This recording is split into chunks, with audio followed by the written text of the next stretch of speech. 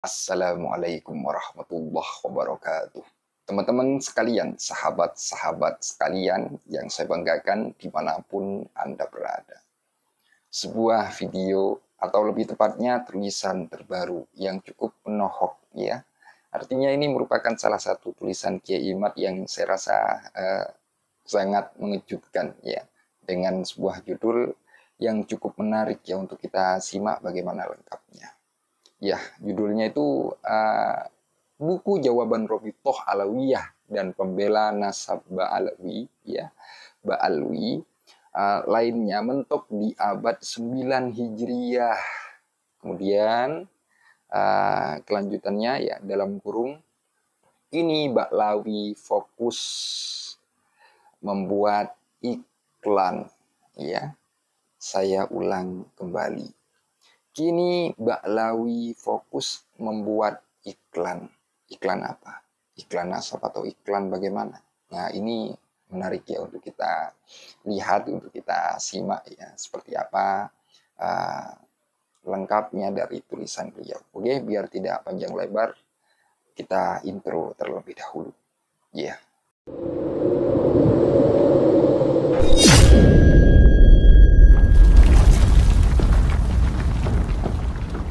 Assalamualaikum warahmatullahi wabarakatuh. Salam sejahtera untuk kita semua. Salam sejahtera untuk seluruh saudara-saudaraku sebangsa dan setanah air. Dimanapun Anda berada, para hadirin, para pemirsa yang berbahagia. Kembali lagi bersama dengan saya, Abdul Aziz Jazuli, di channel ini. Pada kesempatan yang berbahagia ini, saya akan mengulas satu tulisan yang disusun oleh Kiai Haji Imaduddin Usman Al-Bantani, yaitu dengan judul buku Jawaban Robitoh Alawiyah dan pembela nasab Alawi lainnya mentok di abad 9 Hijriah. Kini Ba'alawi fokus membuat iklan. Artinya memang kalau kita melihat, menelusuri, mengkaji kitab-kitab tentang nasab, kitab-kitab tentang sejarah, khususnya mengenai kesejarahan dari Ba'alawi, maka akan kita temukan sebuah kesimpulan bahwa pembangunan nasab Ba'alawi itu kembali kepada abad ke-9 Hijriah. Dan itu tidak hanya atau bukan hanya isapan jempol saja, tetapi hal itu bisa ditelusuri dari kitab-kitab yang ada. Ya, apalagi menyusun biografi dari masing-masing leluhurnya Ba'alawi, kitab Al-Burqatul Musyiqah, kemudian salah satu kitabnya lagi yang berjudul Al-Jawharus Syaffaf dan lain sebagainya. Itu semuanya adalah kitab-kitab yang penulisnya itu hidup pada abad ke-9 Hijriah. Nah, langsung saja, mari kita bacakan dan ulas bagaimana Kiai Haji Imaduddin Usman Al-Bantani dalam tulisan yang terakhir ini menuliskan, ya, Nabawi TV membuat iklan-iklan pembelaan nasab Ba'alawi yang telah terbukti palsu. Dan setelah mereka angkat tangan, tidak dapat menjawab pertanyaan-pertanyaan penulis, ya, Imaduddin maksudnya ya. Tentang dalil-dalil nasab mereka, yang dilakukan mereka sekarang nampaknya hanyalah memproduksi video iklan-iklan pendek bahwa mereka masih cucu Nabi. Padahal yang namanya sejarah itu harus berdasarkan atas data, harus berdasarkan atas fakta. Seperti sejarah misalkan ya, siapa namanya, Maulana Malik Ibrahim, atau yang disebut dengan Sunan Gresik ya. Itu ada datanya. Bahkan yang paling kuat itu ya inskripsi yang tertulis di kuburan atau makam beliau gitu kan. Sehingga itu bisa menjadi bukti akan eksistensi beliau sebagai salah satu dari anggota Wali Songo yang memang memiliki pengaruh di masyarakat dan dalam menyebarkan agama Islam. Dan di sisi lain memang Maulana Malik Ibrahim itu bentuk nisannya ya itu sama dengan nisan yang ada di Aceh. Yaitu nisannya Malikah atau Sultanah atau Raja Nahrosiyah itu ya, Nahrasiyah itu persis. Nah, dan itu bahkan ada penelitiannya gitu. Itu untuk Maulana Malik Ibrahim yang merupakan salah satu anggota dari Wali Songo begitu ya. Oke, lanjut. Selain produksi iklan-iklan, hal yang dilakukan pendukung Ba'alawi adalah bikin meme-meme penghinaan kepada ulama-ulama yang batalkan nasab mereka. Mereka juga menciptakan sosok fiktif yang diberi gelar doktor untuk membuat narasi di Facebook. Seperti sosok fiktif Dr. Hanifah yang setiap hari memproduksi narasi pembelaan Ba'alawi. Lalu narasi sosok fiktif Dr. Hanifah itu diangkat ke akun YouTube anonim seperti akun Raudhah Channel. Ulama Ba'alawi memang sejak dulu pandai membuat sosok fiktif lalu dikesankan ia seperti sosok non-fiksi. Kenapa mereka nekat membuat tokoh fiktif di Facebook seperti Dr. Hanifah? Karena hal itu lebih aman. Sosok fiktif tidak bisa ditantang debat. Ia bisa menarasikan apapun lalu selesai. Tidak bisa dihubungi dan tidak bisa dimintai pertanggungjawaban. Hal ini yang dilakukan Ba'alawi adalah show of power. Menunjukkan masih banyak pengikut seperti yang dilakukan Rizik Syihab dengan berziarah ke Banten menurut panitia ziarah Kurtubi Lebak. Ziarah itu diikuti sedikitnya dari 4 provinsi, Lampung, Jabar, DKI, dan Banten, dan sekitarnya. Lalu bertakbir, mengatakan nasab mereka sahih, nasab putus tidak bisa disambung dengan mengumpulkan massa. Haplo G tidak bisa berubah menjadi J1 dengan berteriak-teriak. Cara lain yang dilakukan Ba'alawi adalah dengan mendatangi para ulama yang mempunyai nama di pentas dunia. Tentunya, yang memiliki kedekatan dengan Ba'alawi seperti mendatangi Syekh Mahdi Rojai dari kaum Syiah, Syekh Ali Jum'ah, sahabat Syekh Umar bin Hafid, Syekh Ibrahim bin Mansur Al-Amir. Yang terakhir ini, Syekh Ibrahim bin Mansur, nasabnya telah dibatalkan oleh Ashraf di Timur Tengah. Dengan iklan-iklan nasab itu, mereka berusaha bagaimana supaya para mukibin atau pendukung nasab Ba'alawi masih tetap percaya bahwa mereka adalah keturunan Nabi Muhammad Sallallahu Alaihi Wasallam. Mungkin mereka menganggap para mukibin itu manusia-manusia yang lugu, nalar kritis mereka tumpul. Oleh karena itu, iklan-iklan semacam itu harus masih dilakukan agar para mukibin tidak memperhatikan dalil-dalil kebenaran yang disuguhkan para ulama yang membatalkan nasab Ba'alawi. Seperti iklan yang diperankan oleh 2 orang pemain yang kelihatan seperti dari iklan Ba'alawi, sedangkan pemeran pembantu dalam iklan cucu Nabi itu adalah seorang pribumi yang bernama Wafi, yang berperan sebagai Gus Wafi sebagai pemberi dalil. Dalam iklan itu ditampilkan skenario seorang bernama Ading menggerutu. Kenapa sih isu nasab gak ada yang jawabin? Liar, kemana-mana gak ada yang respon. Kemudian temannya menjawab, kata siapa, Ding? Justru Robito sudah terbitin buku ini sejak Maret 2023. Lu bisa download di robitohalawiyah.org ya. Bahkan di Nabawi TV udah ada penjelasan tentang tes DNA 14 menit. Lu bisa juga tonton di situ. Di situ itu udah dari lama. Bahkan bukan cuma Robitoh loh yang ngasih penjelasan. Siapa lagi, Sa? Lalu Isa menjawab nih, srek. Nah, lalu muncullah tokoh peran Gus Wafi seperti jin yang tiba-tiba muncul dari kegelapan. Lalu mereka membuat narasi iklan untuk mukibin. Demikianlah iklan Ba'alawi itu Ba'alawi untuk para mukibin. Menarik bukan? Menarik. Nah, jelaslah. Tokoh peran orang pribumi itu di dunia medsos sering bernarasi membela nasab Ba'alawi, namun penulis tidak pernah menanggapinya, kecuali ketika diskusi di Banten yang diselenggarakan para kuncen makam Sultan Banten. Kenapa penulis tidak menanggapi? Karena kajian nasab dan sejarah memerlukan tingkat logika akademis yang kuat, memerlukan konsep metodologis dari sebuah riset. Ia juga memerlukan ekosistem kritis dalam perjalanan ilmiah seseorang dalam menelitinya. Sosok pribumi yang dimaksud tidak memiliki syarat itu. Basis pendidikan akademisnya dalam kesarjanaan modern tidak diketahui. Tentu, itu akan menjadi penghambat bagaimana ia mampu menganulir dogma mitologis yang telah berasas kuat dalam batinnya. Tetapi, untuk iklan di Nabawi TV ini berbeda. Penulis menganggapnya ini adalah hanya iklan yang skenario-nya ditulis oleh akademisi. Pemeran-pemeran iklan itu hanya bintang iklan yang mengikuti skenario. Oleh karena itu, iklan itu akan penulis tanggapi. Esensi iklan itu akan kita uji apakah ia mengiklankan sesuatu yang benar, logis, dan dapat dipertanggungjawabkan atau tidak. Dalam iklan itu, dikatakan bahwa sudah banyak yang menjawab tesis penulis dan para ulama lain yang membatalkan nasab Ba'alawi. Dalam iklan itu disebutkan beberapa buku, diantaranya buku Jawaban Robitoh Alawiyah, buku Hanif Alatas, buku Gus Najih, buku Sidogiri. Mari kita rujak dalam tanda kutip ya. Buku Robitoh Alawiyah. Buku lain sudah penulis jawab dalam tulisan-tulisan sebelumnya, kecuali buku Sidogiri. Penulis belum membacanya, tetapi dari judulnya, nampaknya ia tidak berbicara tentang nasab. Buku Risalah Robitoh Alawiyah ini berjudul Risalah tentang Ahlul Bait dan Nasab Ba'alawi. Buku ini ditulis 20 April 2023. Sudah lama memang. Kenapa tidak penulis jawab? Karena isi buku itu penulisnya berbicara sendiri, tidak menjawab apapun tesis penulis. Ia menulis seperti dalam keadaan normal dan yang membaca hanya para mukibin. Padahal nasab mereka sudah jatuh di jurang takdir yang tidak dapat dihindari lagi, yaitu bahwa nasab mereka adalah nasabun batilun maudu'un mardudun munqati'un. Nasab yang batil, palsu, tertolak, dan terputus. Isi buku dari Robitoh itu sama sekali belum bisa menjawab 12 pertanyaan penulis. Buku itu terdiri dari 7 bab. Bab pertama tentang bersambungnya keturunan Rasulullah sampai hari kiamat.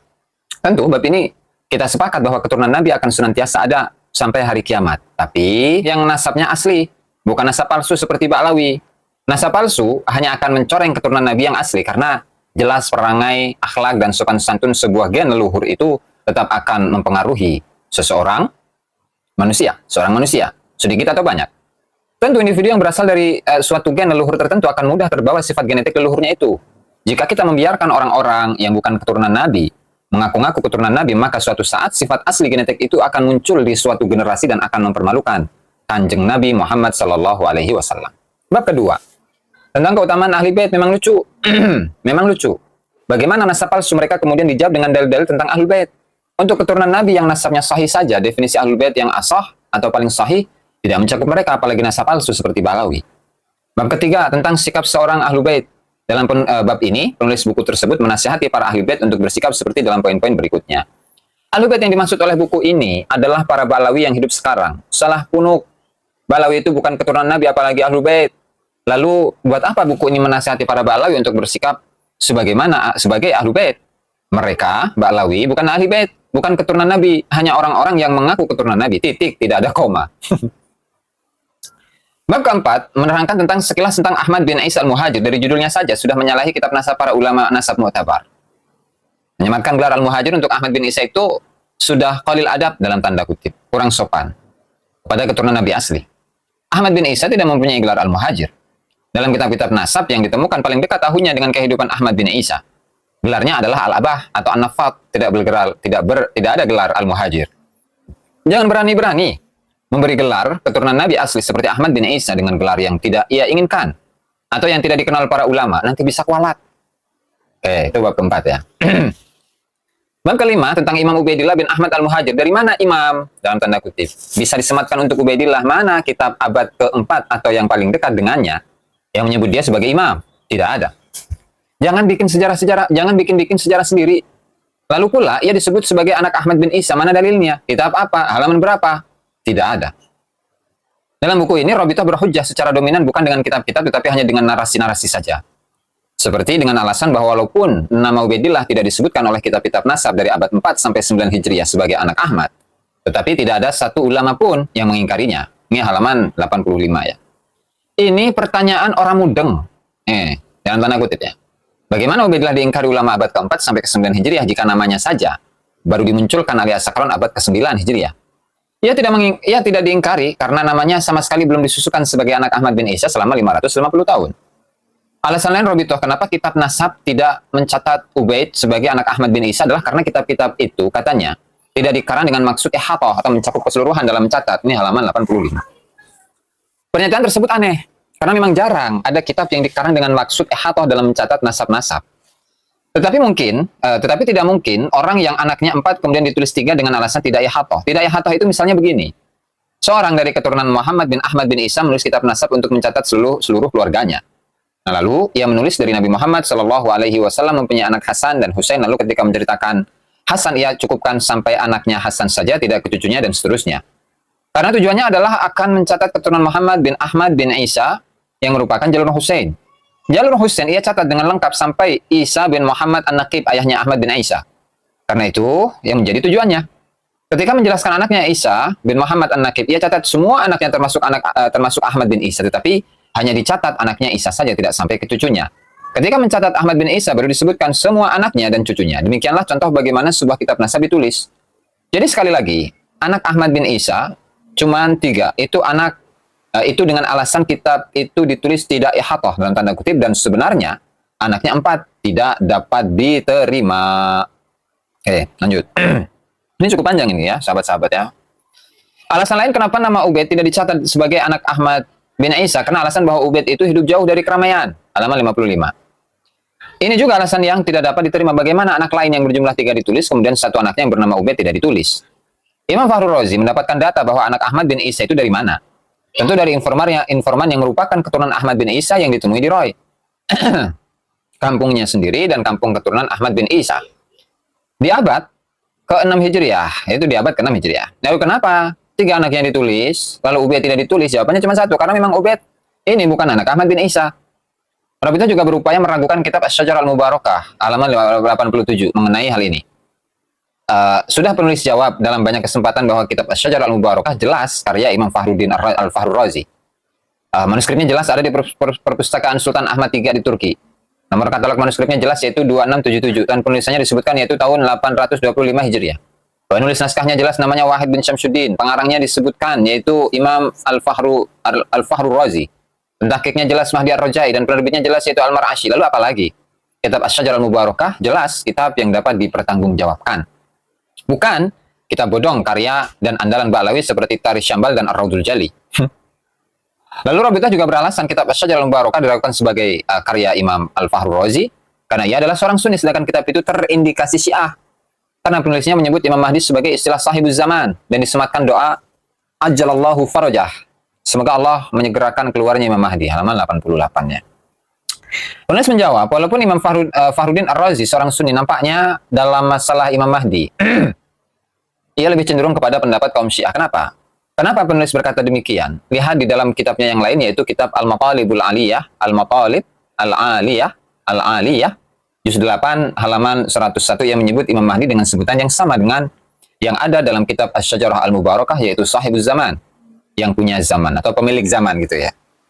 Dan ia pun menyebutkan bahwa Imam Mahdi itu gaib, sudah lahir tapi menghilang. Sedangkan dalam tradisi teologi Sunni, Imam Mahdi belum lahir. Jadi kesimpulannya apa yang dipermasalahkan oleh Rabithah tentang Imam Mahdi dalam kitab Asy-Syajarah Al-Mubarakah itu justru menguatkan bahwa kitab itu benar-benar karya Imam Fakhruddin Ar-Razi. Karena narasi yang sama tentang Imam Mahdi itu terdapat dalam kitab Imam Fakhruddin Ar-Razi yang lain, yaitu kitab Al-Matalibul Aliyah. Rabithah yang menyatakan tidak disebut nama Ubaid dalam Asy-Syajarah Al-Mubarakah itu tidak menggugurkan nama Ubaid. Karena kemudian ia disebut oleh kitab abad 10 Hijriah. Di dalam kitab Asy-Syajarah juga ada nama anak Muhammad bin Ali Al-Uraidi disebut anaknya 7. Padahal abad kelima dalam kitab Tahdzibul Ansab anaknya disebut hanya 5. Berarti ada penambahan di kitab abad selanjutnya itu biasa terjadi. Lihat halaman 89. Beda bos, kata Ki Imad ya. Beda bos.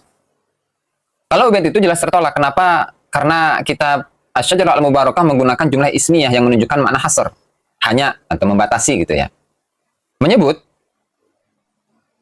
nah tadi, anak cuman 3. Muhammad, Ali, dan Husain. Lalu abad 9 kitab An-Naf Al-Ambariyah tahun 850-80 Hijriah menambahkan 1 yaitu Abdullah. Lalu Ali As-Sakron yang wafat tahun 895 Hijriah mengatakan bahwa Abdullah itu sama dengan Ubaid. Jadi, Ubaid menjadi anak Ahmad itu melalui 3 hambatan yang tidak memungkinkan ia menjadi anak Ahmad. Pertama, Ubaid menjadi Ubaidillah dengan asumsi. Kedua, Ubaidillah menjadi Abdullah dengan asumsi pula. Ketiga, Abdullahnya tertolak menjadi anak Ahmad bin Isa karena kitab Asy-Syajarah di abad 6 telah membatasi bahwa anaknya cuma 3, Muhammad, Ali, dan Husain.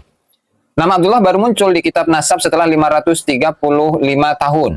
Nama Ubaid baru muncul di kitab sejarah setelah 550 tahun dan baru muncul di kitab Nasab yaitu Tuhfatul Talib ya itu tahun 996 Hijriah setelah 651 tahun. Sedangkan yang dicontohkan Rabithah itu katanya dalam Tahdzibul Ansab yaitu tahun 436 Hijriah abad kelima, anaknya Muhammad bin Ali Al-Uraidi disebut 5, tapi kenapa dalam Asy-Syajarah Al-Mubarakah tahun 597 Hijriah disebut 7? Begini. Kitab Asy-Syajarah Al-Mubarakah tidak sendirian dalam menyebut anak Muhammad bin Ali Al-Uraidi berjumlah lebih dari 5. Karena kitab Al-Majdi tahun 490 Hijriah di abad kelima menyebut anak Muhammad juga lebih dari 5, yaitu 9. Lihat Al-Majdi halaman 334. Jadi apa yang disebut Asy-Syajarah Al-Mubarakah di abad ke-6 bahwa anak Muhammad bin Ali Al-Uraidi itu 7 mempunyai referensi berupa kitab yang semasa yang menyebut 5. Sedangkan penambahan Abdullah itu tidak ada yang menyebutnya di abad 6 atau sebelumnya. Ia muncul tiba-tiba di kitab Nasab setelah 535 tahun. Rabithah mengatakan para ahli nasab tidak mempermasalahkan tidak ditulisnya salah satu dari nama keturunan seseorang dalam suatu kitab nasab selama ada bukti-bukti lain yang menunjukkan orang itu, halaman 90. Kalimat itu betul jika di suatu kitab tidak ditulis, misal kitab Tahdzibul Ansab abad kelima, ia menyebut nama-nama anak Muhammad bin Ali Al-Uraidi. Tidak menyebut nama Musa sebagai anak Muhammad, tetapi nama Musa ini muncul dalam kitab Asy-Syajarah Al-Mubarakah abad ke-6. Apakah nama Musa yang terdapat dalam kitab Asy-Syajarah Al-Mubarakah ini kita hukumi susupan? Tidak. Karena ada bukti lain bahwa Musa ini adalah anak Muhammad, yaitu dalam kitab abad kelima lainnya, yaitu kitab Al-Majdi. Dalam kitab Al-Majdi itu nama Musa disebut sebagai anak Muhammad. Lihat Al-Majdi halaman 334. Tetapi Ubaidillah yang disebut kitab Tuhfatul Talib abad ke-10 sebagai anak Ahmad bin Isa tidak punya bukti apapun di abad ke-6 yang semasa dengan kitab Asy-Syajarah Al-Mubarakah. Rabithah Alawiyah juga menyebutkan ada 5 cara menetapkan nasab. Pertama, syuhrah wal istifadah. Kedua, kitab-kitab nasab. Ketiga, kesaksian 2 orang saksi. Keempat, i'tiraf atau pengakuan suatu generasi kepada seseorang. atau suatu kabilah sebagai anggotanya. Kelima, ikrar atau pengakuan seorang ayah kepada anaknya, halaman 91. Nampaknya Robitoh mengambil metode penetapan nasab itu dari kitab Rasail Film Al-Ansab, karya Syekh Hussein bin Haidar Al-Hashimi, halaman 101. Baik. Pertama, metode syurah wal istifadah, yaitu seseorang sudah populer sebagai anak seseorang, maka kita boleh bersaksi bahwa ia adalah anak seseorang tersebut. Tetapi lihat keterangan selanjutnya di halaman 101, terdapat ma'a adamil mu'arid, disertai tidak adanya keterangan yang menentang. Sedangkan Ubaid, sebagai anak Ahmad bin Isa, itu telah ada keterangan yang menentang, yaitu adanya keterangan dalam kitab Asy-Syajarah Al-Mubarakah bahwa anaknya hanya 3, Muhammad, Ali, dan Husain. Tidak ada anaknya bernama Ubaid, Ubaidillah atau Abdullah. Maka metode syurah wal istifadah untuk menetapkan Ubaid sebagai anak Ahmad itu tertolak, tidak dapat digunakan. Yang kedua, metode kitab nasab. Kitab nasab yang dimaksud dalam kitab Rasail itu bukan berarti jika ada kitab nasab abad ke-15 Hijriah, karya Mahdi Ar-Rajai misalnya, mencantumkan nama Ubaid sebagai anak Ahmad, sudah bisa langsung diterima. Tidak begitu. Tetapi harus disyaratkan alla takuna mukhalifatan lil usul, tidak bertentangan dengan kitab-kitab asal atau kitab sebelumnya. Lihat dalam kitab Al-Muqaddimah fi Ilmil Ansab, halaman 58. Ketika menerangkan tentang syarat kitab yang bisa dijadikan pegangan dalam isbat nasab. Sedangkan apa yang disebut Mahdi Ar-Rajai, mukhalifatan lil usul, bertentangan dengan kitab-kitab asal, karena kitab Asy-Syajarah Al-Mubarakah di abad ke-6 Hijriah telah membatasi anaknya Ahmad bin Isa. Mana tadi? Anak Ahmad bin Isa tidak ada yang bernama Ubaid. Dalam berpedoman dengan kitab juga disyaratkan harus alla takuna dhanniyatad dalalati alal maqsud. Kitab itu tidak boleh mempunyai petunjuk yang hanya dugaan, tetapi harus qat'i untuk tujuan mengisbat nasab. Nama Ubaid disebut turunan Ahmad bin Isa itu ditetapkan dengan dzon saja, maka tidak dapat diterima. Pertama kali nama Ubaid disebut anak Ahmad bin Ali, anak Ahmad oleh Ali bin Abu Bakar As-Sakron hanya dengan dzanniyud dalalah, dalil dzanni atau petunjuk yang hanya berupa dugaan. Dan Ali As-Sakron mengakui itu. Perhatikan kalimat Ali. Wa hakadha huwa huna Ubaid al-ma'ruf inda ahli Hadramut wal mustattar fi kutubihim wal mutadawwalu fi silsilati nasabihim wa nisbatihim annahu Ubaid bin Ahmad bin Isa. Waqad fahimtu mimma taqaddama awalan manqulan min tariq al-Janadi wa talkhis al-Awaji wa talkhis al-Awaji wa sabaqa bihi al-kalam fi tarjamati al-Imam Abul Hasan Ali bin Muhammad bin Ahmad bin Jadid annahu Abdullah bin Ahmad bin Isa haitsu qala minhum Abul Hasan Ali bin Muhammad bin Ahmad bin Jadid bin Ali bin Muhammad bin Jadid bin Abdullah bin Ahmad bin Isa bin Muhammad bin Ali bin Ja'far As-Sadiq bin Muhammad al-Baqir bin Ali bin Ali Zainal Abidin bin Husain bin Ali bin Abi Thalib karramallahu wajhahu wa yu'rafu bisyarifi Abil Jadid inda ahli al-Yaman asluhu min Hadramut min ashrafin hunalika yu'rafuna bi al-Abi Alawi baitu salahin wa ibadatin ala tariqi tasawuf intaha. Dan demikianlah ia di sini bernama Ubaid yang dikenal penduduk Hadramut dan ditulis dalam kitab-kitab mereka dan berkesinambungan dalam silsilah nasab mereka, dan penisbatan mereka adalah Ubaid bin Ahmad bin Isa. Dan aku memahami waqad fahimtu mimma taqaddama awalan, itu ya. Dan aku memahami dari keterangan yang telah lewat untuk pertama kali berdasar apa yang terdapat dari Tarikh Al-Janadi, kitab As-Suluk, dan Talkhis Al-Awaji, dan telah disebutkan pembicaraan tentangnya dalam menerangkan biografi sosok Al-Imam Abul Hasan Ali bin Muhammad bin Ahmad bin Jadid, bahwa Ubaid itu adalah Abdullah bin Ahmad bin Isa, yaitu ketika ia Al-Janadi berkata, sebagian dari mereka adalah Abdul Hasan Ali bin Muhammad bin Jadid atau Hadid, dua riwayat manuskrip, bin Abdullah bin Ahmad bin Isa bin Muhammad bin Ali bin Ja'far As-Sadiq bin Muhammad al-Baqir bin Ali Zainal Abidin bin Husain bin Ali bin Abi Thalib karramallahu wajhah, dan dikenal sebagai nama Syarif Abul Jadid menurut penduduk Yaman. Asalnya dari Hadramut, dari para syarif di sana yang dikenal dengan Al-Abi Alawi, yang merupakan rumah kesolehan dan ibadah dalam tarekat tasawuf. Al-Burqatul Masyriq halaman 151 sampai 151. Perhatikan kalimat waqad fahimtu mimma taqaddama, dan aku memahami dari yang telah lewat itu. Dilanjut kalimat annahu Abdullah bin Ahmad bin Isa, bahwa Ubaid itu adalah orang yang sama dengan Abdullah bin Ahmad bin Isa berdasarkan kutipan kitab sejarah karya Al-Janadi. Dari situ kita ketahui bahwa yang dicatat sebelum itu namanya Ubaid. Lalu ketika Ali As-Sakron membaca kitab Al-Janadi, maka ia memahami atau menyimpulkan bahwa Ubaid ini adalah Abdullah. Itu namanya dzanniyud dalalah. Dalil dzanni. Dari sana kita katakan bahwa kitab Al-Burqah tidak bisa dipercaya ketika menyambungkan nama Ubaid sebagai anak Ahmad. Kitab-kitab setelah Al-Burqah seperti Tuhfatul Talib karya As-Samarqandi yang wafat tahun 996 Hijriah, Al-Muqibun karya Mahdi Ar-Rajai masih hidup, otomatis semuanya tertolak.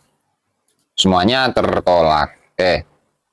Kalau kita mengakui Ubaid tidak disebut sebagai anak Ahmad pada abad ke-5. Alasan kita banyak kitab nasab yang sudah hilang. Tapi kata Robito ada kitab Ar-Raudul Jali abad 13 Hijriah yang kemudian mengkonfirmasi bahwa Ubaid sebagai anak Ahmad. Penulis katakan, kitab Ar-Raudul Jali itu kitab palsu. Ia dicetak berdasarkan manuskrip palsu tulisan Hasan Muhammad Qasim yang meninggal tahun 1394 Hijriah. Berwafat 50 tahun yang lalu. Yang kemudian diatribusikan sebagai karya Syekh Murtada Az-Zabidi. Robito juga mencatat banyak kitab menulis tentang bahwa Ubaid atau Ubaidillah atau Abdullah dicatat sebagai anak Ahmad bin Isa. Betul banyak, namun kitab-kitab itu tidak bisa diterima karena kebanyakan adalah kitab setelah abad ke-9 Hijriah. Abad di mana Ali As-Sakran baru mengaku sebagai keturunan Nabi dengan mengistihadi bahwa nama Abdullah yang ada dalam kitab As-Suluk yang wafat tahun 732 Hijriah adalah nama yang sama dengan Ubaid leluhurnya. Sedangkan kitab-kitab sebelum abad 9 seperti kitab Al-Athaiyah Saniyah, karya Abbas Ar-Rasuli yang wafat tahun 778, itu berbicara tentang keluarga Jadid, bukan bicara tentang keluarga Ali As-Sakran. Jadid itu bukan sebagai kakak dari Alwi sebagaimana pengakuan Ali As-Sakran. Tidak juga satu kitab pun di abad 5 sampai 8 Hijriah yang mengatakan bahwa Jadid yang ditulis As-Suluk sebagai kakak atau adik dari Alwi bin Ubaid. Robito pula dalam buku itu menyatakan bahwa tes DNA tidak mempunyai keakuratan untuk memastikan nasab yang jauh. Ini berbeda dengan pakar-pakar DNA dan biologi yang menyatakan bahwa Y-DNA dapat memastikan nasab jalur laki sampai Nabi Adam. Dan sudah dapat ditemukan bahwa haplogrup orang Arab adalah berkode J1 sebagaimana disebut dalam kitab Nasab Muqaddimah fi Ilmil Ansab karya Khalil bin Ibrahim halaman 190. Dalam kitab tersebut pula dikatakan bahwa Y-DNA dapat membongkar kepalsuan orang-orang yang mengaku keturunan Nabi Muhammad Shallallahu Alaihi Wasallam. Padahal dia sebenarnya keturunan orang Persia dan Kaukasus. Halaman 180. Sudah ratusan kaum Ba'lawi yang melakukan tes Y-DNA dan hasilnya haplogrup mereka G. Itu menunjukkan mereka bukan keturunan Nabi Muhammad SAW, tetapi juga mereka bukan keturunan Arab. Kesimpulan dari buku Robitoh itu adalah bahwa Robitoh Alawiyah sebagai lembaga resmi pencatat keluarga Ba'lawi tidak bisa membuktikan dirinya sahih sebagai keturunan Nabi Muhammad SAW. Tidak ada dalil dan data yang mufhim atau mampu menjawab yang dapat Robitoh tunjukkan. Dari sana seyogianya Robitoh Alawiyah untuk menyadari bahwa mereka bukanlah keturunan baginda Nabi Muhammad Sallallahu Alaihi Wasallam. Penulis Kiai Haji Imaduddin Utsman Al-Bantani. Inilah para sahabat yang dapat saya sampaikan dalam kesempatan kali ini. Wallahu al-muwaffiq ila aqwamit thoriq. Wassalamualaikum warahmatullahi wabarakatuh. Sangat luar biasa sekali dari apa yang baru saja kita saksikan bersama. Ya, kita dengarkan dengan jelas ya seperti apa judulnya dan bagaimana isinya. Iklan-iklan apa? Ya, hingga beliau ini ya, beliau Kiai Imad ini menuliskan di tulisan tersebut ya dengan sebuah judul kini Ba'lawi fokus membuat iklan.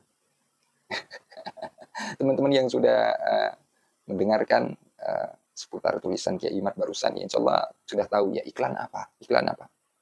Dan kemudian beliau ini ya Kiai Imad di judulnya pun juga langsung ya menyampaikan ataupun menuliskan bahwa dari mereka ini ya buku jawaban Robitoh Alawiyah dan pembela nasab Ba'alwi ya. Jadi mereka ini ya dan juga yang lainnya ya yang membela lah ya, itu mentoknya referensinya itu ada di abad ke-9. Itu. Abad ke-9 ya, abad 9 Hijriah. Jadi bisa kita pahami ya, ia tidak bisa menghadirkan data yang mungkin ada di abad ke-5 atau ke-6 atau juga ke-7. Jadi oleh beliau di judulnya ini sudah langsung disampaikan mentoknya itu ada di abad ke-9. Dan di abad ke-9 itu yang menyampaikan siapa? Ya, teman-teman yang sudah menyimak video barusan ya dari tulisan Kiai Imad itu ya, insya Allah sudah tahu ya di abad 9 itu ditulis siapa. Artinya tulisan tersebut ya penyebutan Ba'alwi itu keturunan Nabi itu datanya internal atau eksternal. Ya, nah, coba Anda jawab itu ya. Data yang ada di abad 9 itu ya internal atau eksternal. Atau juga apakah ini termasuk referensi yang ya itu primer ya. Atau ini merupakan referensi yang sekunder. Coba ini dijawab ya, ini dijawab. Ya, jadi tulisan Kiai Imad ini di judulnya pun ya sudah menegaskan ya bahwa Mbak Alwi ini ya mentoknya ya referensinya itu ada di abad ke-9 Hijriyah ya, ada di abad ke-9 Hijriyah. Dan di bawahnya itu ya ada ungkapan yang sudah saya bacakan tadi. Kini Mbak Lawi fokus membuat iklan, entah siapa yang ditampilkan untuk berbicara nasab seperti itu. Artinya dalam hal ini jika mungkin jika tidak mau disebut seperti itu oleh Kiai Imam, ya hendaknya yang menyampaikan ataupun yang berbicara lah ya membantah secara ilmiah seperti itu, menunjukkan data sezaman atau yang mendekati sezaman seperti itu kan nanti top ya. Jadi mungkin kalau seperti itu tidak akan ada narasi seperti inilah ya.